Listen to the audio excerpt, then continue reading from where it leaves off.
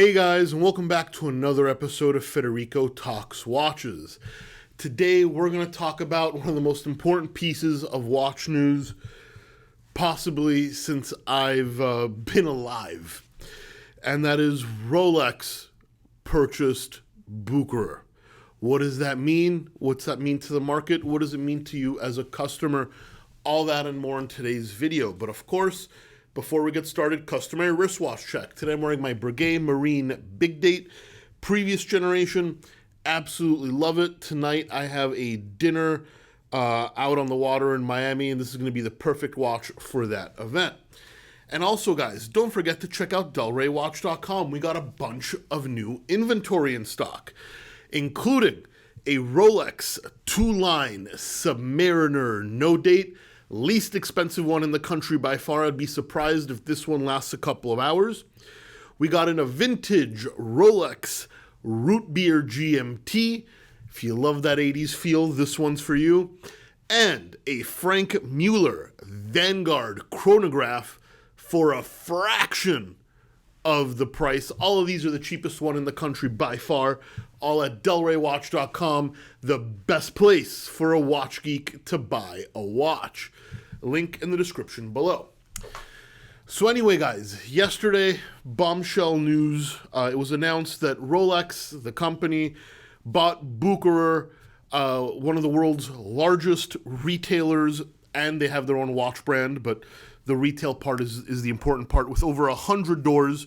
One of the largest retailers in the US, Germany, and Switzerland, with a few doors elsewhere.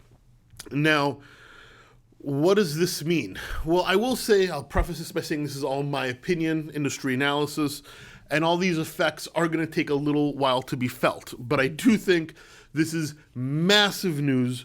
And yeah, let's talk about it. Well, I think Rolex essentially is now not only controlling the production of their watches, but also the distribution. Instead of selling their watches to authorized dealers, because the way it worked before is Rolex would make the watch, sell it to the authorized dealer, and the authorized dealer had a margin of 37 to 35%.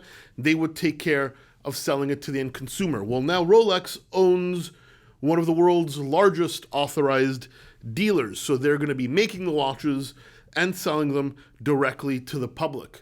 Is this a good thing or a bad thing? Well, it's a little bit of both. But I can say it is a genius move from Rolex, the company. I've accused Rolex of many things over the years, but stupidity is not one of them. This is a genius move. They're going to have higher margins, control their supply, and overall they're going to be making every possible dollar on the life cycle of their watches. So business-wise, this is an incredible move for Rolex. But what does this mean for you guys? Well, firstly, what does it mean for ADs? ADs are scared because now that Rolex just bought 100 authorized dealers, essentially, even though they claim there's going to be no change in their distribution of watches, this is obviously not true. I suspect they're going to do something similar to Omega, that when Omega built boutiques, they pulled them out of authorized dealers and were sold only in their boutiques for the most part. Now, Omega would build a few boutiques a year. Rolex just bought over 100 doors this year. So I think over time, they're going to be pulling out of authorized dealers, and they're going to be the watch directly in their Bucherer-owned stores. And that means you as a consumer are going to have less choices on where to buy Rolex as an authorized dealer. Already on Bloomberg, after this news came out, Watches of Switzerland, a publicly traded authorized dealer, who's, the news broke, their stock plunged 25% during trading hours. Ultimately, I think Rolex tightening up the distribution, getting rid of other authorized dealers is going to make watches more expensive. There'll be less places where to buy them, and your good relationship with an authorized dealer, your mom and pop authorized dealer, is no longer going to count. Building a relationship with Bucherer is going to be extremely hard as they're a national chain, and you know what it's like dealing with corporations.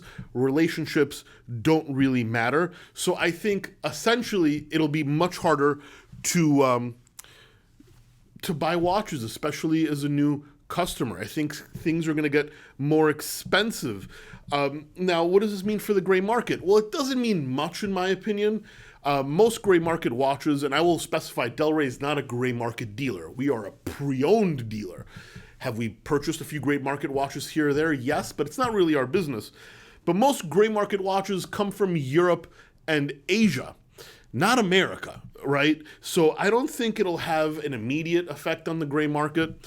And I think when prices do eventually go up because of Rolex controlling everything, the gray market prices will also go up. You got to understand, it doesn't matter if prices go up and down on the gray market. The margin is the same. The price goes up, gray market sells for higher. The price goes down, gray market sells for less. Everything always has a buy and a sell price.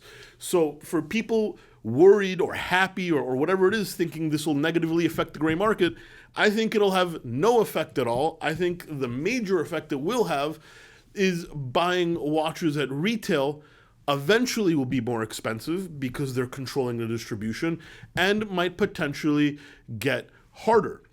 Now, Rolex is also building a factory to produce more watches, so that might counterbalance this a little bit. But I don't think it's ever good for the consumer when the manufacturer is also the point of sale. This is a genius move from Rolex, but I don't see in any way how this is going to be positive for the consumer.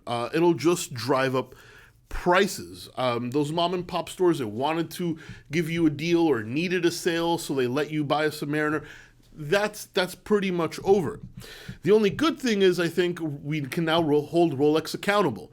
If you walk into Bucher with their bullshit waiting lists, or they tell you to buy 3 Datejust before you can buy a sub, well, now instead of Rolex being like, well, we just sold it to the AD, you have to blame the AD for those practices, I think we can directly blame Rolex for those practices if it continues to happen, because Rolex owns Bucher. This is huge news. This is a big business win for Rolex. This is genius. This is something I would have done if I was a CEO of Rolex.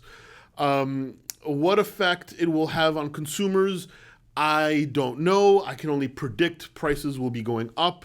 Again, supply will be tightening. Gray market will have no effect, but the prices, of course, will follow the same trend. And yeah, this is a huge deal. Rolex, I woke up one day, and now Rolex owns 100 authorized dealers. I feel really bad for other big ADs, ones I used to work for.